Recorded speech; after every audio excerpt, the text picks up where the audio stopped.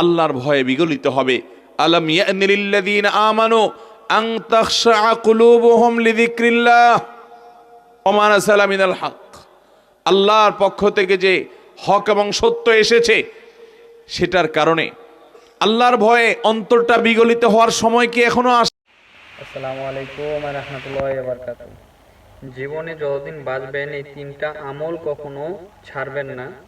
কোন তিনটা আমল আপনি ছাড়বেন না, শায়েখ আহমদুল্লাহ হুজুর আমাদেরকে শোনাবেন। ইনশাআল্লাহ আমরা সবাই মনোযোগ সহকারে শুনবো। আমি ইয়াসিন আরাফাত। আমার প্রশ্ন হলো, আমি আল্লাহর ভয় দিয়ে আমার অন্তরটাকে ভিজিয়ে রাখতে চাই, এমন কোনো আমল শিখিয়ে দিবেন যেটা করলে আল্লাহর ভয় আমার অন্তরে পয়দা হবে? মাশাআল্লাহ, সম্ভবত একজন তরুণ, একজন যুবকের প্রশ্ন, খুবই আশা জাগানিয়া প্রশ্ন যে আল্লাহর ভয়, আল্লাহ রাব্বুল আলামিনের